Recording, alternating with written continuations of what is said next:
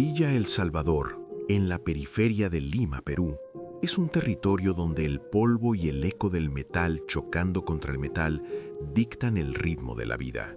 Allí, Héctor Cornelio Gozar Navarro era una leyenda local, el rey de la chatarra.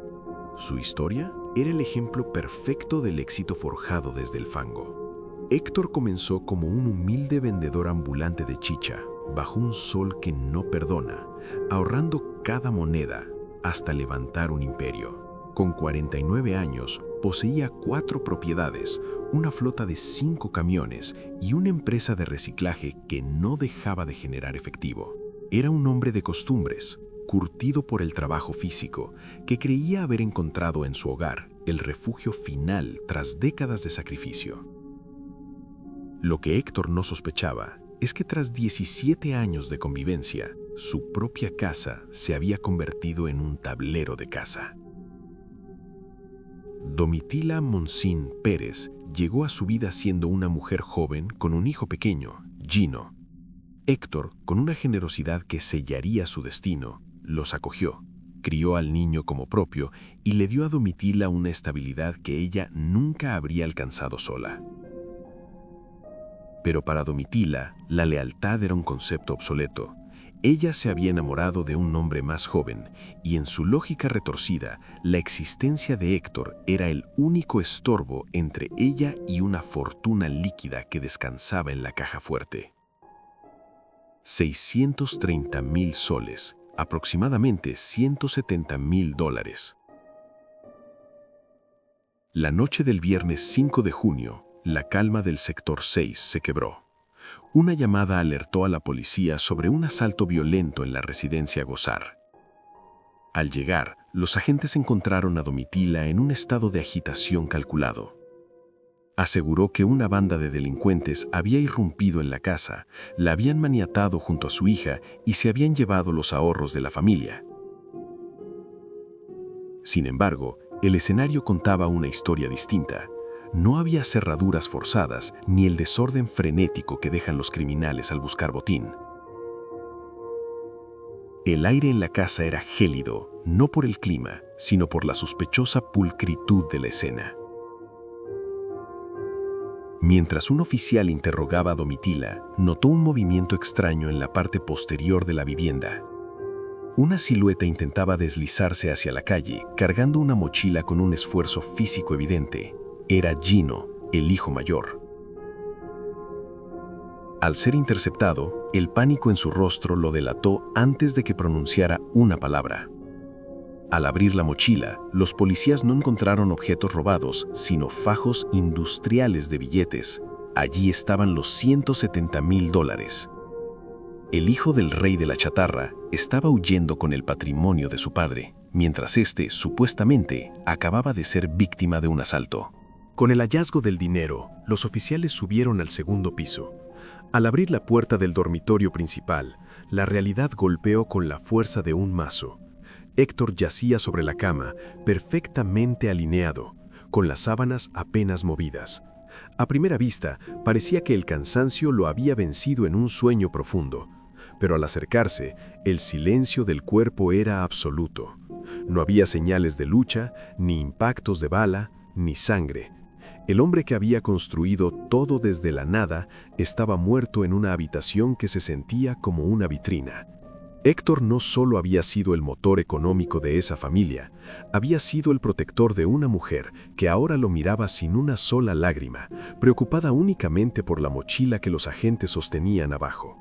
La frialdad de Domitila era quirúrgica. No mostraba el duelo de una viuda, sino la irritación de una estratega cuyo plan maestro acababa de sufrir un error de logística. En este punto de la historia, uno se pregunta qué sucede en la mente de alguien capaz de compartir la mesa y los hijos con una persona, mientras en secreto subasta su vida al mejor postor. Si quieres conocer más de este tipo de giros en crímenes reales, donde la ambición desmantela cualquier rastro de humanidad, te resultan fascinantes, te invito a suscribirte al canal. No te pierdas de más casos oscuros como este que evidencien que la realidad supera la ficción. Tras la captura de Gino y la recuperación del efectivo, la coartada del robo se desintegró por completo. El capitán a cargo miró a Domitila, quien intentaba mantener una máscara de inocencia que ya nadie creía. Fue entonces cuando, bajo la presión del interrogatorio, surgió un detalle que desvió la investigación hacia un terreno mucho más siniestro: el mundo del ocultismo. Domitila confesó que aquel asalto no fue el primer intento de deshacerse de Héctor. Durante meses, el dinero de la chatarra se había filtrado hacia un chamán que prometió matar a Héctor mediante un infarto místico. La tragedia del rey de la chatarra no comenzó esa noche. Empezó el día en que su esposa decidió que su vida valía menos que el papel moneda y que si los conjuros no funcionaban, la sangre de su propia familia se encargaría de cobrar la deuda. Cuando la policía comenzó a presionar a Domitila en aquella sala rodeada de fajos de billetes, la verdad empezó a filtrarse como un veneno espeso. Lo que descubrieron los investigadores no fue un arrebato de odio, sino una campaña de exterminio que había durado meses. Domitila no quería ver sangre, quería que el mundo creyera que el destino se había llevado a Héctor. Para ello, recurrió a la oscuridad de las creencias más profundas, buscando un verdugo que no dejara huellas físicas, un chamán. Domitila y su hermana Melba se sumergieron en un submundo de velas negras, fotos de Héctor amarradas con hilos rojos y rezos de medianoche. El trato con el supuesto brujo era simple y aterrador. Él provocaría un infarto fulminante a Héctor mediante un conjuro. Por este servicio místico, Domitila desembolsó inicialmente unos $2,100, 8,000 soles. Ella observaba a su esposo cada mañana, esperando verlo desplomarse mientras tomaba su café, buscando en sus ojos el rastro de la maldición por la que había pagado. Pero Héctor, un hombre robusto y lleno de vitalidad, seguía saliendo a trabajar a sus depósitos de chatarra, ajeno a los entierros simbólicos que su mujer hacía en su nombre. La frustración de Domitila se convirtió en paranoia cuando el chamán, oliendo la desesperación y el dinero de la mujer, decidió cambiar el guión. El brujo comprendió que Héctor era una mina de oro más rentable vivo que muerto. En lugar de un infarto, le entregó a Domitila una lista de exigencias delirantes. Le dijo que para que el conjuro funcionara, necesitaba limpiar el camino con 14 calaveras humanas y que cada una tenía un costo de $1,300. En una serie de encuentros clandestinos, Domitila llegó a entregarle la suma de $24,000, 90,000 soles, dinero que salía directamente de los ahorros que Héctor guardaba para expandir su negocio. La atmósfera en la casa de los Gozar se volvió irrespirable. Mientras Héctor llegaba cansado, orgulloso de su progreso, Domitila lo miraba con un desprecio creciente. Cada día que él seguía respirando era para ella una pérdida de dinero. La tensión alcanzó su punto máximo cuando el chamán, tras haberle succionado más de $32,000 en total, lanzó su última estocada: el chantaje. «Si no me das $8,000 más ahora mismo, llamaré a tu esposo y le contaré que su mujer lo quiere muerto», le advirtió. Incluso le aseguró que Héctor, al tener dinero, seguramente le pagaría el doble para que el hechizo se volviera contra ella. Domitila estaba acorralada. Había gastado una fortuna en humo y sombras, y ahora el hombre que debía ser su cómplice la tenía del cuello. El miedo a ser descubierta por Héctor y perder el acceso a la gran fortuna, esos $170,000 que eran su verdadera obsesión, la llevó a una conclusión gélida. La magia había fallado, pero el acero y la soga no lo harían. La fuerza mística no había logrado detener el corazón del rey de la chatarra, así que decidió que era momento de mantener el negocio en la familia. Fue en ese momento de crisis cuando su hermana Melba, quien había sido su sombra en cada visita al chamán, le hizo una propuesta que parecía salida de una pesadilla. Melba no le ofreció consuelo, le ofreció una solución técnica. Le habló de su propio hijo, Sergio Luis Cabrera, un joven de 25 años con entrenamiento militar, un hombre que sabía cómo ser silencioso y eficiente. El precio por la vida de su tío ya no sería en calaveras ni conjuros, sino un pago directo y terrenal: $8,000, 30,000 soles, por un trabajo final. El plan comenzó a gestarse con una precisión que la brujería nunca pudo ofrecer. Domitila aceptó. Ya no habría más velas ni rezos. Ahora el destino de Héctor estaba en manos de un exsoldado que conocía perfectamente los rincones de la casa. El rey de la chatarra seguía durmiendo tranquilo, sin saber que el chamán no era el verdadero peligro. El verdadero monstruo no estaba en un altar de magia negra, sino sentado a su mesa, planeando cómo administrar el sedante que lo entregaría a su verdugo. La frialdad de estas dos hermanas, negociando el asesinato de un familiar como quien regatea el precio del metal viejo, es el testimonio más crudo de lo que la psicología oscura puede alcanzar cuando el dinero es el único Dios. Domitila ya no veía a un esposo, veía un obstáculo de carne y hueso que debía ser removido esa misma semana. La soga ya estaba comprada y el sedante esperaba en el botiquín, listo para convertir la cena de un viernes cualquiera en el último acto de una tragedia familiar. La conspiración abandonó el terreno de las sombras espirituales para entrar en el terreno de la logística militar.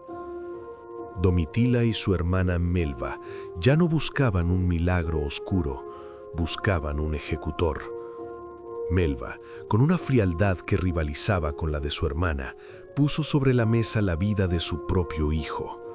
Sergio Luis Cabrera Monsin, de 25 años, no era un criminal común.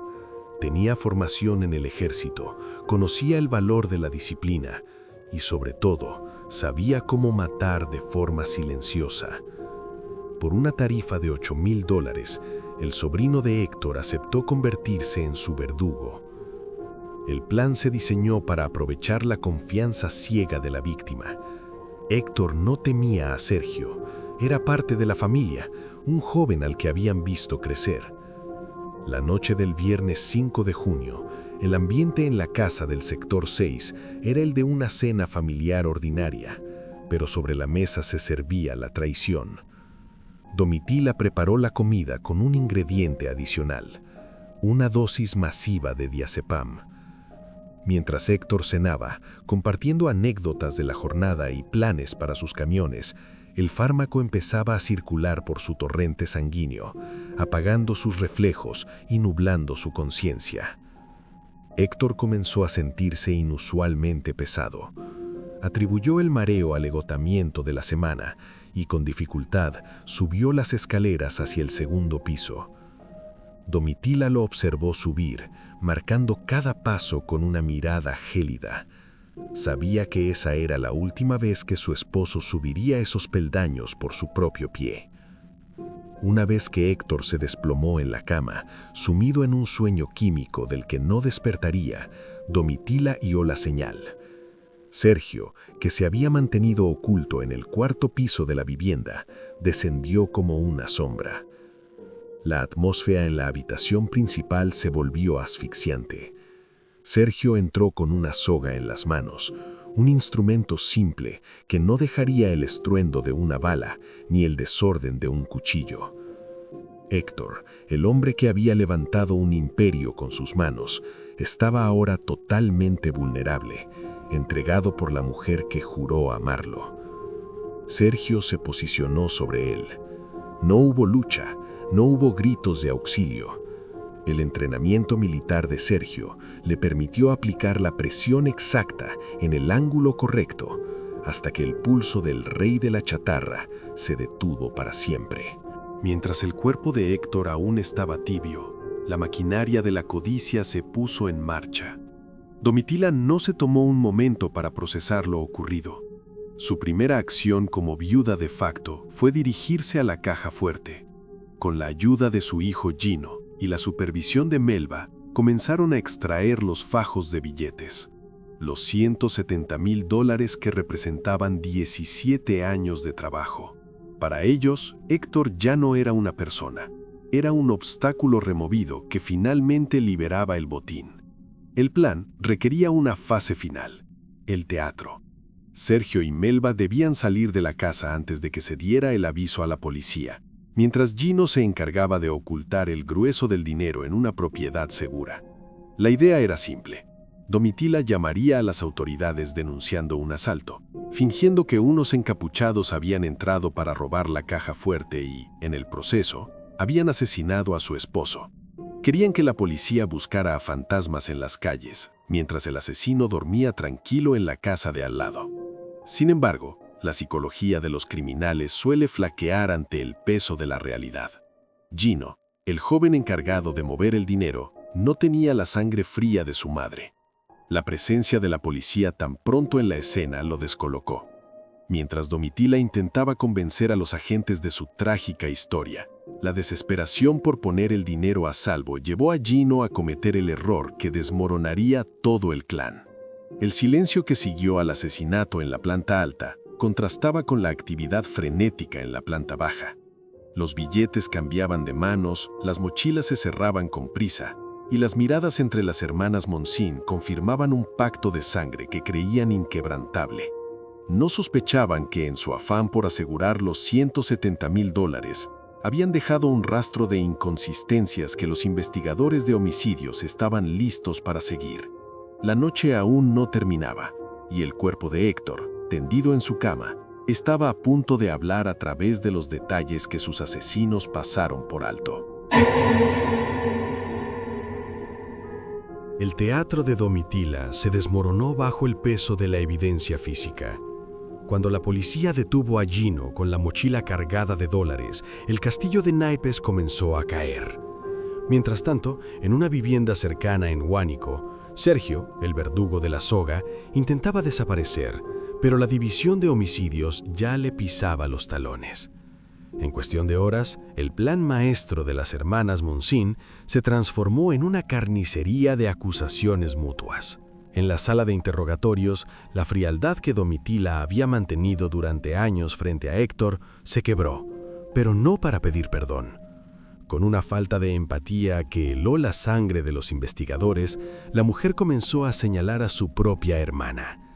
Melba, por su parte, no tardó en devolver el golpe, confesando que fue Domitila quien orquestó cada paso, desde los rituales fallidos hasta la contratación de su hijo Sergio como sicario.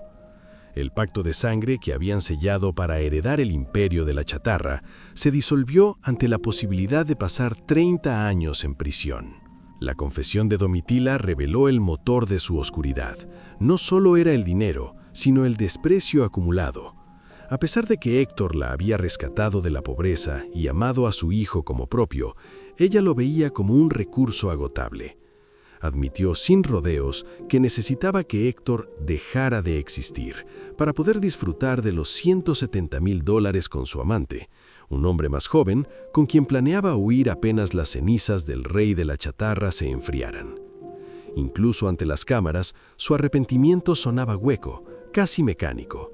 Sus palabras decían que lo sentía, pero sus ojos seguían fijos en la pérdida del botín, no en la pérdida del hombre que le dio todo. Sergio, el exmilitar, fue capturado en tiempo récord. Su silencio inicial fue reemplazado por la cruda realidad de los hechos. Había asesinado a su tío por una cifra que, comparada con la fortuna de Héctor, era una miseria. El hombre que entrenó para defender la vida usó su conocimiento para asfixiarla por $8,000.